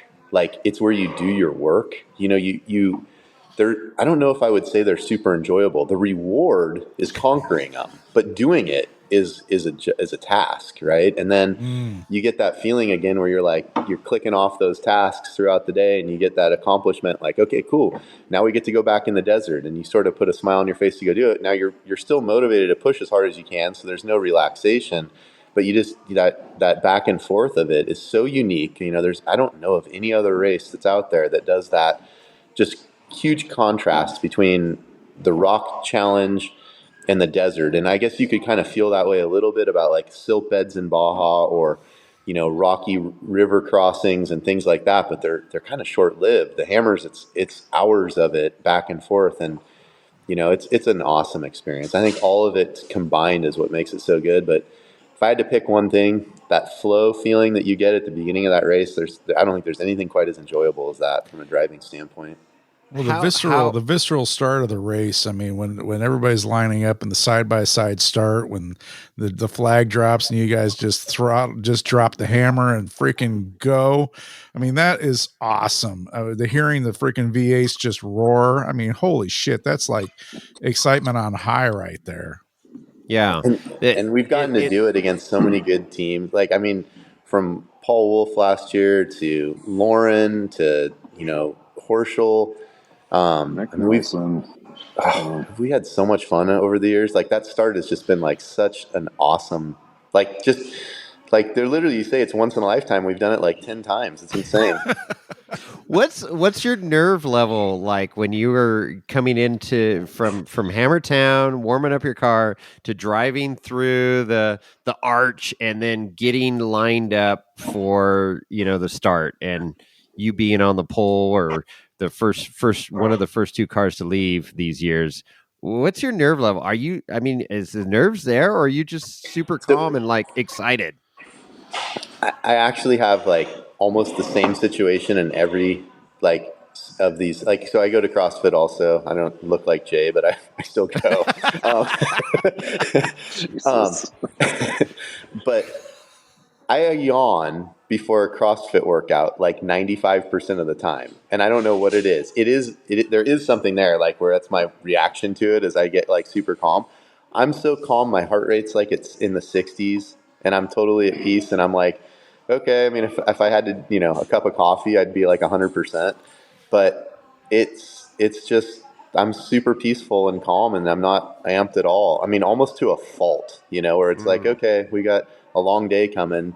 Don't get yourself all hyped up right now, And so I don't use any extra energy, and I enjoy I really enjoy watching the national anthem every year. It's nice when they let us shut off the cars to see it, because it's like you get to feel like you're part of it, and that's been cool that they've like stopped the cars the last few years. They've done a really good job of that, and then it goes, and it's like, this is cool. I'm always honored to be able to be part of it. I think that's kind of sounds funny, but it's like I get stoked that we get to actually be there, and be able to, because there's just things in life that people, don't get to do. And this is a pretty unique thing to be able to be part of. And I always appreciate it right there. And we say the same thing every year. And Jay started it, I think, but we say the same thing every year. It's actually a 2-part thing. We don't do something stupid that'll affect our life, because we both have to go back to work on Monday. Well said. So we're there for that. But we also remember that just like today in the shop and all year working on parts and, spending the kids' college fund to go get the car ready, we put in a lot of work pre-running. I mean, I think that a lot of the teams have stepped up, but over the years we had put in the most work. Now I think a lot of teams do the same. The race is the payoff, and we better enjoy it. So we make sure it's fun. And so we tell each other that every time, hey, this is still the fun part. This is the payoff. Let's go enjoy it. And we do. I think we really do. I hate to say we get the more out of it than anyone else, but we enjoy it the most, and we appreciate that we're there. So we really, we feel like it's a real treat and, ability to go do that. So I don't know. I love starting that race every year. And every year I always say the same thing. I can't believe it's already been a year, because it just seems like you just did it yesterday when you're on that starting line. Tick tock, tick tock. The saying is don't do something today that changes our life on Monday. Okay, there you go. Winning doesn't change our life on Monday. Winning is amazing, but there are a lot of other things that could drastically change our life. And I told you guys before, and last year we did the same thing with Paul. We talked to who we're starting next to, and it won't be now that we're starting in the second row or the 10th row. We're still going to talk to the person next to us. Let's not do something stupid. Let's not get hyped up. We got a long race to go. You want to be in front of us, if that's your go-to and you want us behind you, we're okay. We don't want to be, we're going to put on a race and, we're actually going to hand it to you, but we don't want to be tangled up in each other in the first turn and look like a bunch of idiots, right? I'm not, but I would say tires. No, we're not doing that. And I don't think anybody else is either. I just think it's a good thing to kind of discuss. But he's not lying, you guys. Our heart rate's low. It's a long race. I enjoy that part because, and maybe I'm just too emotional, but I enjoy seeing our friends and the national anthem. And then usually when I see my wife and son, it makes me get, emotional and teary eyed, and I live for that stuff. And then, once we get going, you were asking your favorite part. You're going to think I have a little bit of a screw loose here, but probably my favorite part is and it happened a few years. It happens every year, but the one that sticks out in my head the most was we were going along the MDR course, and we were doing like 120, 125, and the helicopter was having a hard time keeping up. And we got a little bit loose. We came up out, and Jay went to let out, and I said, I'm good. And he stayed in it, and it just made me giggle because we were on a little bit of the edge of disaster right there.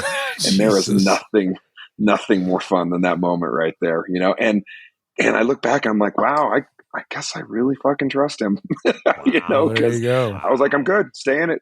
We're good. Let's keep going. Let's go win this thing. That's freaking awesome. So you don't want too many moments like that, but we have a few moments like that just, and the reason I told you that story was I do believe if you watched our heart rate, it is pretty low most of the time. And I think a lot of racers are, because I don't think you can go through that race at 150 beats a minute. Like, it's not going to happen. You got to stay calm. So you get these few moments where your heart rate goes up and you're like, woohoo, that was pretty cool, Yeah, for sure. Cool. That's cool perspective there. And this isn't your guys' first rodeo, and you guys are such in sync, and it's just cool to hear that. Because I see it on some of the new racers' face, and they're just like wide-eyed, like, holy crap, I'm coming up to the start line at KOH. And right, that's the way I would be. But yeah, it's always fun to hear what's going through your mind when you're coming up there. And you mentioning, I'm glad you re-mentioned that, because when we interviewed you, Berger, you said, that was one of the biggest takeaways, and it has stuck with me ever since. Is like, you talk to the guy that you're going to be next to, like, hey, let's not screw this thing up in the first minute of this race. I mean, oh my goodness, that was something I never thought about. I'd never think to talk to the guy next to me that I'm lining up against. Like, what are you thinking? Are you going to punch it? Are you going to go, bat out of hell? Or are you just going to take off and cruise and start your race? So that's like Apollo Creed and Rocky getting ready to duke it out. You want to figure each other out. I don't know if you remember I don't know if you guys knew about this, but we had the race that wasn't a race. Do you remember that whole thing? What was that? The birthday bash. It was my birthday bash. Oh, yes. Remember that? Yeah. So that's the first time we ever did a land rush start. Okay. And Jay and I are in the car, and we're talking about it before, and I'm like, I'm scared to death. I've never been afraid. I am absolutely terrified of this situation that Dave has put us in. And if you go back to that start line, you can prove it, because we are completely on the other side. Everybody is lined up right here, and we are completely on the outside where nobody's near us. I was terrified that we were all going to go into one trail and nobody was going to give up, and we were just going to be tumbling through the desert. Well, that's I was going to say, both of you guys are dirt bike riders, and you watch some of these races, and I've participated in some of those District 36 races where it's freaking 40 guys coming off the line to one single track, and it's a shit show. Yeah, I've done a lot of 30 starts, and there's see. I love watching it. I just don't want to be a part of it. Exactly. It's amazing. So you're either punching it and going to be the first guy at that turn, or you're just letting off and just letting everybody wad up and pass freaking 20 people in the first turn, and then just work the race, right? You know what else is funny, you guys? You might find this interesting. Because and I'm sure every team does this. Like, it's not that we're not paying attention to other people, but we're so focused on what we're trying to do as a team and our plan that when we are walking to the car in the morning, I'm passing these cars and I'm like, whose car is that? That's badass. Who's that person? I'm like, oh no, and then you're just kind of amazing that there's still so many people out there. And, to answer your question, I mean, like, yeah, Jay said there's 15 people that are really well known, but there's also 110 out there that can beat us. Hell yeah. And that's the beauty. That's what makes the race pretty amazing, for sure. Yeah. You never know, the underdog, the Cinderella story, right? And so I wanted to ask a real quick question. This is kind of backtracking a little bit, but one of the things that Jason Green, my co-host, loves one of the three Jasons. One of the three Jasons, I have to be clear here, is on race day, we wake up and it's like, grab a quick bite to eat, whether it's a cereal bar or whatever it is. We run down to Hammertown because we want to see the start. We want to see the cars warming up. We want to see them up on jack stands, with the heaters on the differentials, warming up that 250 weight. That's right. And going around talking to the racers. Sometimes they're in the zone and you can tell they're just not. They're not interested in talking to anybody. But then when the national anthem has happened and the flyover has happened and the cars are lined up getting ready to go through the arch, and Jason's running up and down and other people are running up and down giving high fives and whatnot, are you aware of this happening, or are you so zoned in on the race and what your plan is that you're just not acknowledging it? I mean, I guess my question is, are you aware of what's happening with all the fans and stuff? I guess. Have you guys study flow state, right? Like, in those moments where those really extreme athletes, they say things slow down. Jay and I haven't talked about this, but I would say at that moment, I feel like things really slow down. Wow. And I think it's important, and I hope other people do this too, to actually have it slow down and take those moments in, because those are the most special moments. Those are the moments where you're like, people giving you the high five and really recognizing them and really realizing what an amazing opportunity is to be a part of this. Mm-hmm. And if you're so focused on the race and you don't take any of that in, those are the memories you want to leave with, is all the moments you guys are talking about. They are huge to us. When somebody puts their fist in the car and gives us a fist bump, like, Jason, if you did that, we'll absolutely remember that, and I'm sure Jay would say the same thing. I remember all the people that do, it's always like, thanks. Seriously, like, it gives you such a motivation for the whole race. You know what I mean? And that's the other thing too. The fans give you a level of motivation too out on the course, that you probably wouldn't expect. But you get to these trails and they're, jumping up and down and cheering you. I mean, nothing was probably like the 1,000 this year. We could see expressions on people's faces when we were in that Raptor. We're not going as fast as we're used to, but maybe that's the difference. But you're driving at the Raptor's pace, which is still a respectable pace, but it's not quite what we're used to. So it does feel like it's a little bit easier to look around and see more. But we saw people's faces like, "Ha!" and you're like, "Oh, this is so cool to see how stoked they are." But like even at the Hammers, like you see people, course workers, officiating, people on the trails, and they're like awesome, and you're like, "Oh, right on," and it just pumps you up to keep charging. So I know when we started racing at the Hammers and they had the helicopter, that was the first time I had ever had a helicopter really follow us for any period of time, and that is something you got to get used to, because I was just about to throw it away, for the helicopter shot. The helicopter effect is real, and now it's more commonplace. Luckily, a lot of the coverage is on drones. You don't even know they're there, but they're getting such great coverage of the trails. Yeah, unless you're running for gas, then you get to hear the drone above you. That's nice. You brought that up, Jason. You brought it up for the record. Berger brought it up. I know the noise well now. Followed me for, I don't know, 2 hours. What's he doing? Are you in therapy for hearing a drone flying overhead now? Yeah. You start I don't want to hear the twitching. drone anymore. Yeah. But he's a member of Hair Club for Men now, after having to bald spot on the drone all the way. They send me free product now. Love it. Absolutely love it. And a running shoe company to try and get me to run better. Well, Nike's got some extra money because they don't have Tiger Woods anymore. So, there you go. They got Tiger Woods money to play with now. Yeah, I'm sure they're looking for a washed-up CrossFitter. Oh, that's I do have a funny story to tell you guys, just kind of, and it's a little bit offset, but Jason just talked about La Paz, and it made me think of earlier when you're saying we don't always agree on everything. So, look, then the Bob 1000, we need to get these stock trucks to the finish line. And Mark Rushbrook, right before, who's the global director of Ford Performance, he says to me, he's like, "Look, get the truck to the finish line. That's what has to happen." And Will Ford's right there too. I'm sitting there talking to him.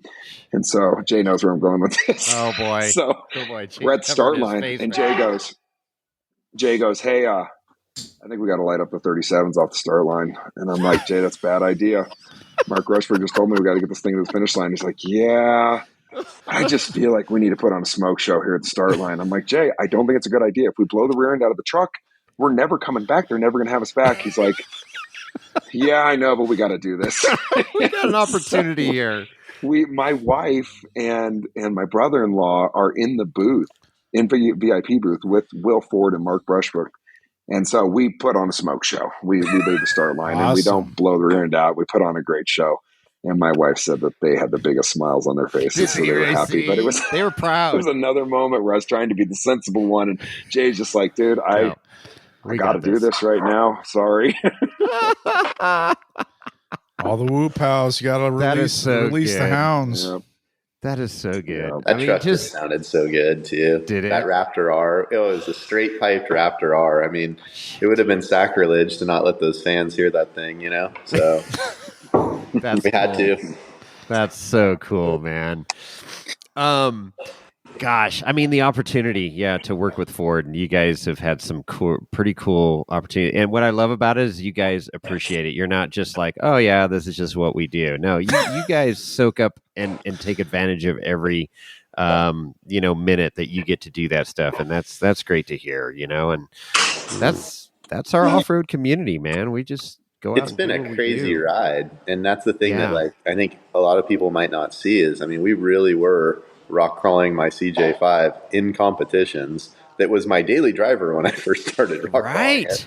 Right. So, we came from if somebody had told you then, you would have been like, "What? No way." But, no way. Every one of these little opportunities, from the 5 years ago, the Bronco R that we raced, there was like a sense of like, wow, that's a pretty big checkbox to, feel like you accomplished something, I guess, and made it work. at the end of the day, like I think a lot of people on the outside are probably like, yeah, he raced a stock truck or something, and you're like, yeah, I know you can see it that way, but for us, it's been quite an honor. I don't know how you want to say it, but like you do feel like it's pretty cool that they picked you, and the way that these teams have worked themselves out, like Brad Lovell. I mean, that dude went from being a great rock crawler to a great short course racer to a great desert racer to, having a development team for Ford to help him put this stuff together, to run in the race programs. And then, you get Lauren in the mix, and he's just like the utmost professional now. Like everybody is just, really the teams have stepped up to see Bailey Campbell get on the team. We lobbied for, as far as like who to pick for another seat. And I was like, man, that's my pick. I would pick her all day long. And I was so stoked that they listened. That's cool. And got her on it. And I was like, everybody is bringing that level of professionalism to the table that I mean, it's not the old rock crawling days where we were, staying up till 4 a.m. listening to music before the event, and having a good time. But it's also pretty cool that like everybody developed and they took the driving skills that group has is unbelievable, because it's hard to finish the Baja 1000, and they do it over and over and over again in very, very limited compared to like, the other vehicles rules. I mean, they're sticking with that. They didn't cheat them. They don't play the game. That's a stock truck, stock drivetrain, and they go do it. And so it's tough, and that challenge is awesome for the drivers that get to be part of it. But yeah, it's a pretty cool gig, I got to say. And it's neat to be able to do it. Heck yeah. One thing I want to say real quick, just when I came back from that, everybody that I took, like, well, like, it's not a stock truck. It's not a stock truck. Like, you guys, I could see it was a stock truck. It's a stock truck. But here's the most amazing part that I don't think people think about. We drove a stock Raptor from my house here in Truckee all the way to La Paz. 5,400 miles, 142 hours in that truck in 14 days. We pre-ran 1,000 miles in that truck and drove it back home. You got to be so whether you want to think that we changed the vehicle from whether it was a stock truck or not, we were in a registered stock truck and we pre-ran 1,000 miles in that truck and drove it home. They just came and picked it up last week from my house. A testament to Ford. You guys, like, it is absolutely amazing what they're doing. And I just want to second what Jay said real quick. To be a part of Brad's team was an incredible honor. And man, that guy, what a professional job he did, orchestrating a tremendous amount of people and an incredible effort at the Baja 1000 and taking not one, but 2 trucks and putting them at the finish line. That is cool. That is cool so to hear. KOH here. Last year, I got corrected by one of the rookies when I went down to the rookie meeting. I said, you got to be prepared for like 8 hours in the truck and blah, blah, blah. And he came back and pointed out that we were only in the truck for 5 hours and 57 minutes to get to the finish line. I was kind of surprised because I was like, wow, it felt a lot longer, although I did have lunch and the lunch place was still open. So I guess it had to be. But this is going to be the hardest one. More miles, like 50 miles more than last year, I think somebody said. What do you guys think? You think it'll be longer? Somebody said that. I don't know. These miles things are always. I heard more rocks and some new rock trails that you guys have never run before. But there's always, it's the technology that you guys are putting into your cars, like we talked about at the beginning of this podcast. And Dave's just trying to keep up and give you a good challenge, so you're not coming into Hammertown in 5.5 hours. But Dave wants the finishers to finish after dark, is what Dave wants. But I think they should start at dark. Wouldn't that be great? I would love it. Awesome. Night run. That would be cool. He's gonna need to find a new co-driver. I go to bed at 8:30. So I'm out. Would do night. I have my circadian rhythm set up. Like that's it. Like at 8:30, if we're still out there, I'm going to bed. He's out.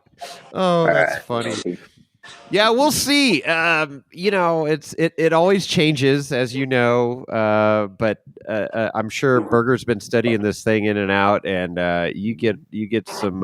You do your homework, you get your intel, but it's interesting to hear that you're looking at the course and going, I don't think there's anywhere we need to winch per se. Not that I know of, is what I'm saying. Like there isn't a spot where I'm like, I focus on like, okay, we're going to for sure be doing that. So the course map comes out, is it Wednesday next week? Thursday at noon. Thursday at noon. Yeah, look, he knows. Thursday at noon. Well, you guys, it's been the same thing. I know, it's your job. It's your job. It's your job. I'm just a spectator. But okay, so Thursday at the noon, and you get that, and then you're just studying the hell out of that thing on, just figuring stuff out from that point.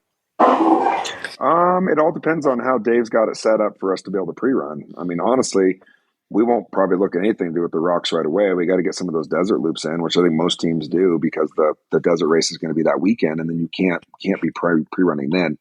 You can be on the rocks. So most people are out there kind of doing that right away, figure out the desert section, then go play in the rocks.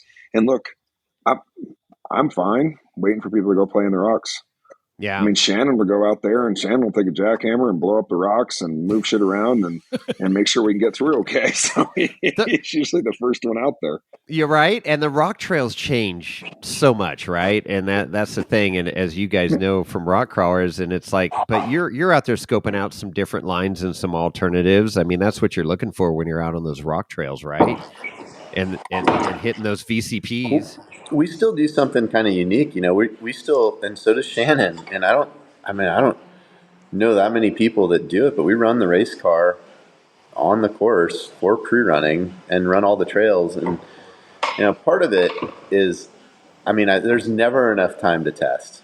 You know what I mean? And so the more comfortable you can get with the car, and if you find any issues, you got a chance to still solve them before race day. And so we use the car, which has put us in a position where we have to have an incredible team to get ready for the race, because what that entails is everything that's worn out on it needs to get replaced. So after qualifying, we strip down pretty much the drivetrain and swap it, which is crazy. You know, Wednesday night through Thursday night pretty much sucks for the team. Like, it's just brutal. It's like a 24-hour thrash fest to get it ready. And then we try to drive it on Friday and make sure everything's perfect and get it through contingency, and then go get ready for the race. But it's hectic, but I do like driving the rocks in the race car, because you find out if the line works well, what it does to the car, how to approach it. And I think the more times I do it, the faster I can do it, maybe make a little bit better decision on it.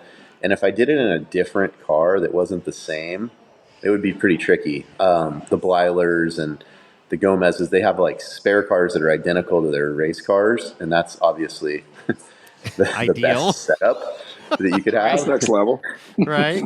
Next level, but next level. It's pretty cool just to be able to know what your car is going to do when you do get into the rocks, and how it's going to perform, as opposed to like going and driving it in a side by side or even on dirt bikes like we used to do. We used to do it on dirt bikes, and then you get out there in the race and it's like, oh wow, it's a lot wider right here than I thought, or it's a lot narrower right here than I thought. It's like, the dirt bike's awesome, but you pick a different line often. Mm-hmm. Mm-hmm. So how do you feel about the guys that run the side by side race, and then they also run the 4800 EMC, and then they ultimately get into their 4400 car and run the King Race of Kings? I mean, obviously there's people that do that. Yeah, and I loved it. I was always kind of hoping to put together something in a side-by-side deal to be able to run that race. And then I did it one year. We got a top 10. I loved it. Unfortunately, it just didn't work out. I don't know what happened, but it was like, Polaris cut the program back, and they're like, well, you're just kind of using it as a pre-run, even though you're a top 10. That was nice of you, but, they didn't keep me on at that. And so, I'm actually trying to put something together to do more of that in the future. And so I would like to do that. I was lucky to do the 4600 car with Bailey and get a chance to run it. And I will always say, like, that was a cool race, because when we got up to Jackhammer, there was a section that had changed, and I saw it during that EMC race and went, this is the line we're going to run. So when I had Jay in the car the next day, I said, you're going to love this line. And we went up and did it during the race. And he was like, that's cool. We had two sections like that. We had one where I dropped off the side of a mountain, and he absolutely shit his pants. Like, what the hell are you doing? And I'm like, just watch.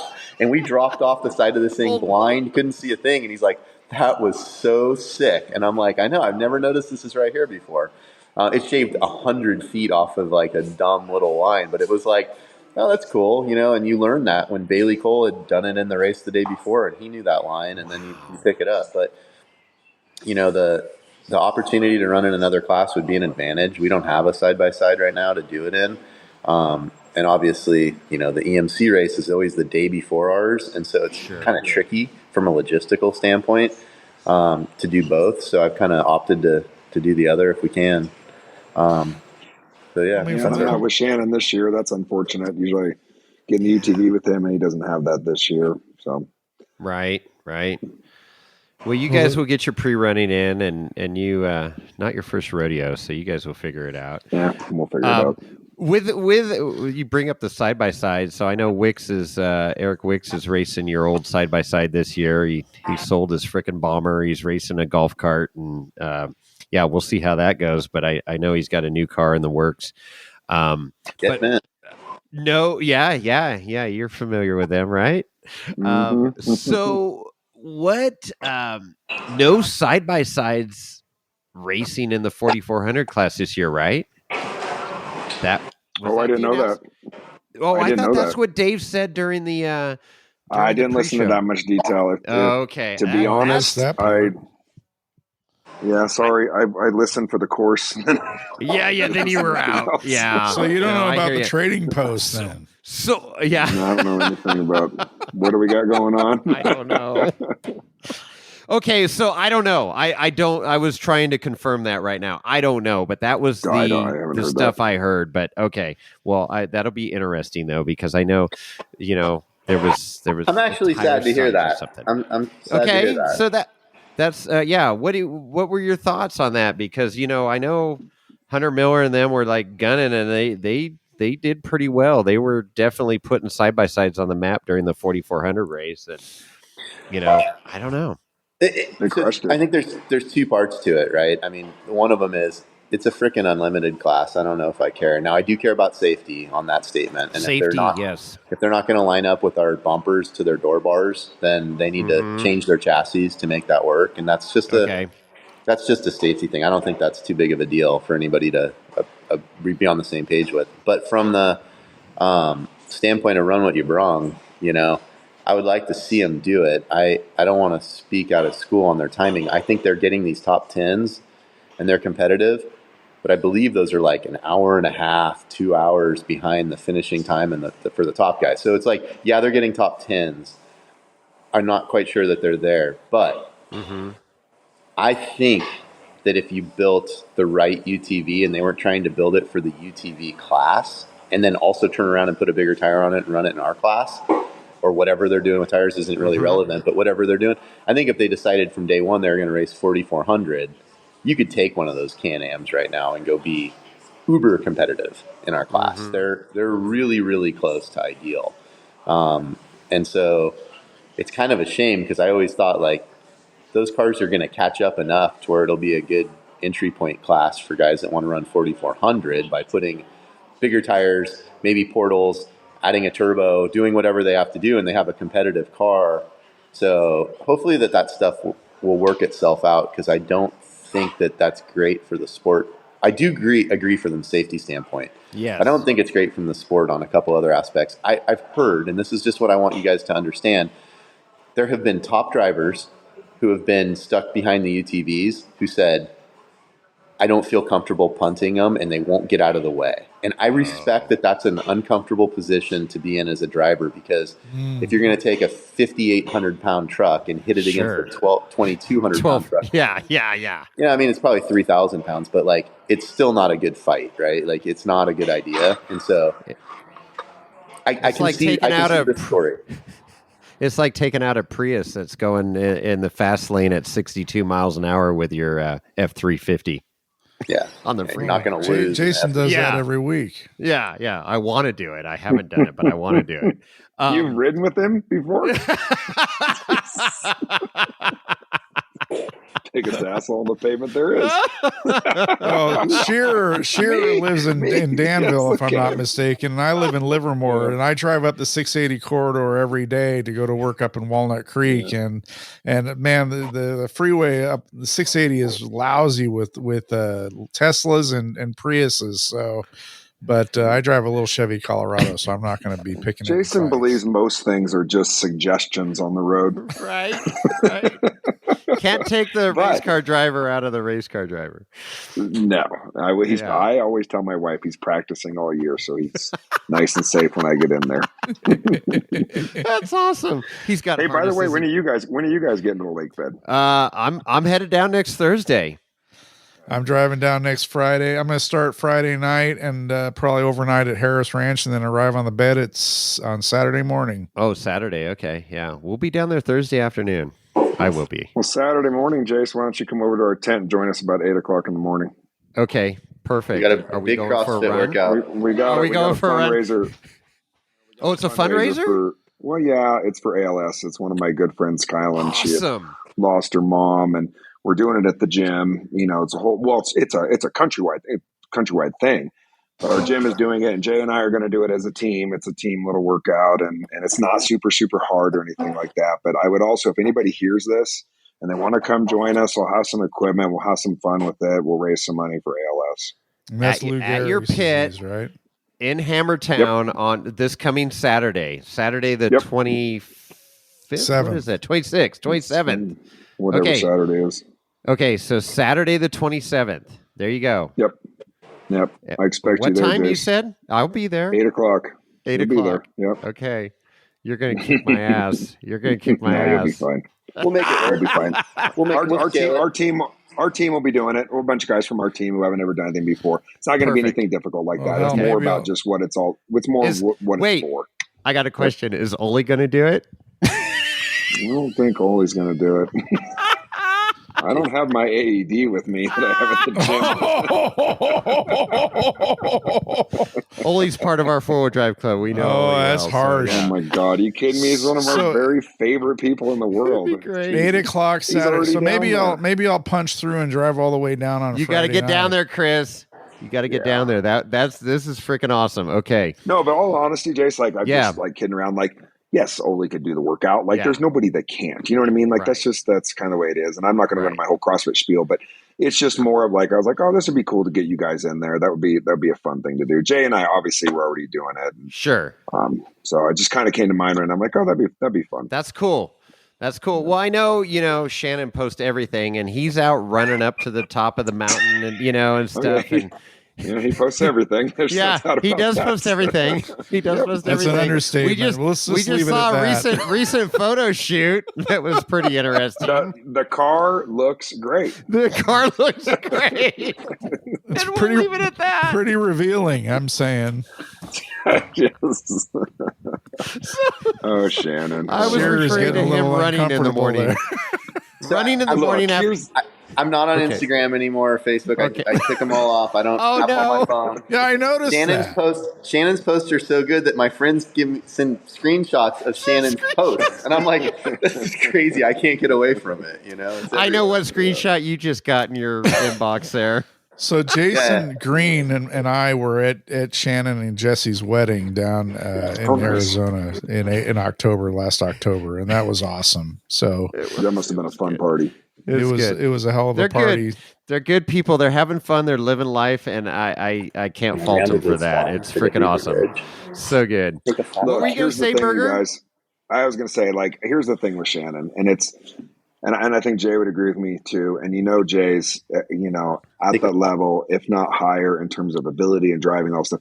But we all, a long time ago, were doing this, and Shannon Cannibal's just an icon. He's legendary. It doesn't matter. We all still look up to he's the freaking man, and ready for him to have his moment again. I mean, I don't want him in front of us, right? But I still, there to win.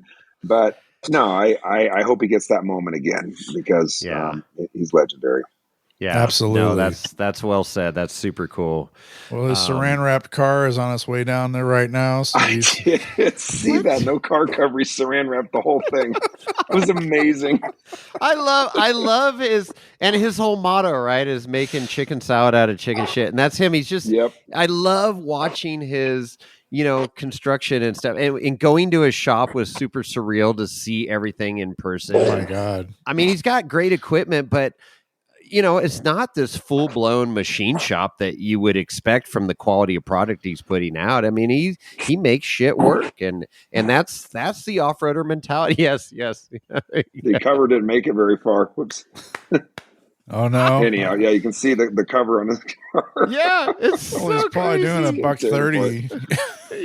Yeah. So, guys, this has been awesome. I'm looking forward to it as much as you guys are. As a spectator over the years, it is so much fun to follow teams like yours, and it's extra special for us that we get to talk to you guys on a podcast, and it's just super surreal. I know we're all off-roaders at heart, and we all started in the rocks, and you guys progressed to the ultimate level, but we're just talking into mics and having fun with you guys, but we're rooting you on. I cannot wait for Saturday to see who the next king is. I would love to see you guys be number 4. I've got a lot of teams I'm rooting for. Of course, Slaussen's my neighbor now, and I've been hanging out with him. But I cheer equally for all you guys, and just love the spirit, the competition, the what you guys put into it. It like I say at the beginning of the podcast, most calculated team on the lakebed, and best of luck to you guys. And it's freaking thanks for taking time out of your schedule here. Well, thanks, you guys. It was an honor to be here, and we look forward to seeing you guys down there. Hell yeah! Well, you spurred this on, Berger. I will say that we've had Scherer on, we've had Berger on, but we've never had. This is the first time we've had both of you on at the same time. Oh, both together. Yeah, you're right. This is the first time this has ever happened in history. You're the first podcast I've really? Okay, well there you go. Yeah, I wonder. It was a really freaking good idea I had, wasn't it? Yeah, it was a great idea. Well, looking forward to it. Me too. The guys are putting CVs together while I talk. So you didn't even show your hands, Jay. Your hands aren't even greasy. Look, you got no RCB. It's called delegating. Like Bailey Cole says, he's on the bed. Like Bailey Cole says, he's just the chief pedal pusher, right? That's right. You actually get in there and work too. So I love it. All right, guys. That was awesome. Thank you, guys. Thank you. All right. Have a good one. All right. I think that's the end of the Wheeling Wine and Whiskey podcast. We pretty much summed it all up right there. What do you think, Chris? We're out. And we're out. How Toodaloo. Toodaloo. Shout out to Dolly. Checkpoint Dolly. She's been giving us our daily updates. Daily update from Hammertown Heights Estate. I mean, how cool is that? It is just cool to hear their perspective. Like they've raced this race so many times. They won 3 times, obviously, but not only did they win 3 times, but they won in 2009, which is this 3rd year of the race, right? Yeah. So, and I wanted to ask that question about what the vehicle was like in 2009 versus what it was like in 2020. Well, we talked about the progression of vehicles a little bit, but what the feel is. I mean, this is his Get Bent Fab car is one of the epitome of like the best car on the race bed, right? And Scherer also alluded to Cody Wagner's car that they've been quote unquote perfecting. The total complete IFS front and rear. And we've talked about that. We referred to that car as the most technical car on the lake bed, technologically advanced car on the lake bed. It was a couple of years ago, it was absolutely dominating the race until King's Graveyard, and when it had its issue, but But that's racing, right? And like Jay alluded to is, just the air cleaner. I mean, a simple little freaking air cleaner that you wouldn't even give two shits about, ended their race. And that's the thing. I mean, you and I change our air cleaners probably every 6 to 12,000 miles on our cars, and it's like, I don't even know. I mean, it's a different environment, the race environment, and it's like, stuff that you wouldn't even consider. And we talk about all the time the 10-cent part that takes you out of the race, and it's just it's crazy. And that's what makes this particular race, King of the Hammers, so great, is not only the race course that goes from desert to rocks and the extremes of both, but the car technology that has evolved in the last just 5 years, but 10 years is insane. The leaps and bounds they've made. I mean, to do they're on the bleeding edge. And I loved Scherer said bleeding edge. That's your line, Chris. He said that. Well, it's not my line, but somebody said it before. You refer to it a lot. You say it a lot. But the bleeding edge is where is it going? I mean, as we talked about in the episode or with them during the interview, was the EV situation. And yes. I liked him, talking about the hybrid thing. The hybrid aspect, yeah. Because, this race is held in California, unfortunately. And but the terrain is awesome. There's no place in the United States that's like Johnson Valley. I mean, Johnson Valley is a unique creation. Can I interject something real quick if it doesn't fuck up? Go ahead. You talk most of the show anyway. I'm sorry. But what I wanted to say when we were interviewing one of the defining moments of King of the Hammers is during COVID. And that race actually happened within California with 60 to 80,000 people gathering during COVID. Everybody's going to fucking die. It happened in California. I died twice. Yeah. Oh yeah. There's that. But it's interesting.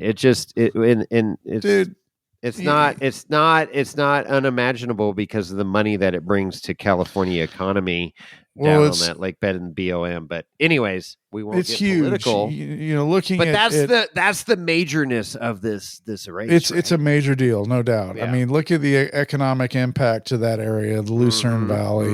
Whether it's Landers and or the check going BOM down gets.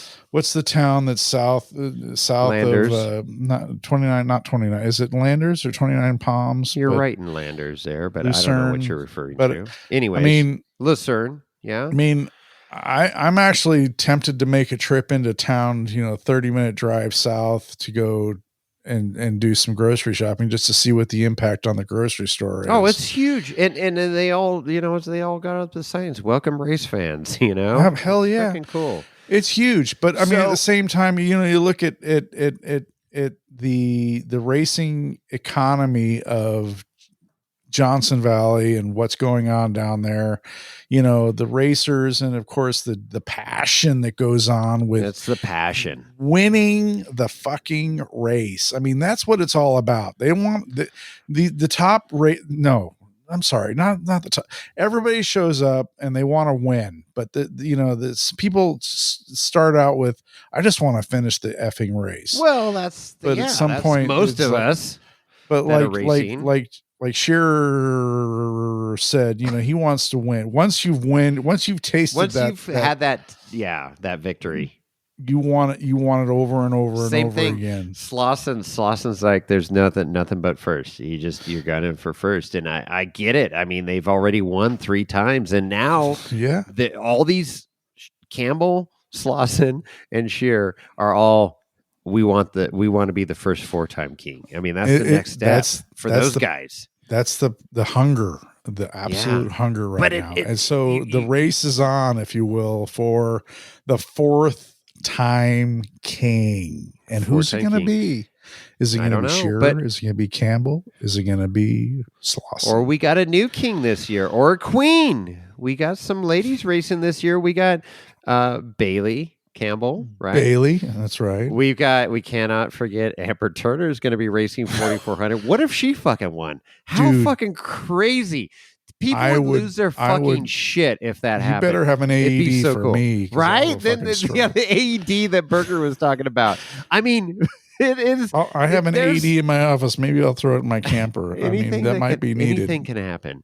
I am so excited with all the stories that are unfolding. It's crazy. To get their insight and how synced they are and how badass their car is. And, they're still, you would think they're already loaded up and on the lakebed, but no, they're still putting shit together on the car in, Northern California to head down to Southern California to race. But like Jay said, I'd rather work on it in my garage than on the lakebed. So, well, that's exactly it. I mean, it's the same way you and I are with our rec wheeling. We'd rather work on our shit in the garage than on the trail. I don't like to work on my shit on the trail. But I do like when people break down and we got to figure shit out, as long as it's not that's right. Exactly. But hey, we are days away from KOH 2024. I'm so glad that this interview almost didn't happen like 6 times. It worked out. I'm so glad they pulled time out of their schedule. So thank you, Jason Berger. Thank you, Jason Scherer. Hours before you're heading down to KOH, taking the time to do this podcast. We're super grateful. Absolutely. This is good shit. I hope you, as the listener, are enjoying the content we're putting out. We're trying. I mean, I don't know. We talked to Slauson. We talked to Jason Scherer. We talked to Shannon Campbell. I mean, I don't know.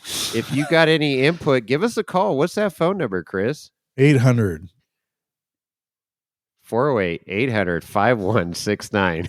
You fucked up this time. That's great. It wasn't me. I put you on the spot. Forgot. I put you on the spot. It's normally me screwing up the phone number, but you did. That's great. This is awesome. I'm going to note this. I had a mental fart. It's 408-800-5169. Give us a call.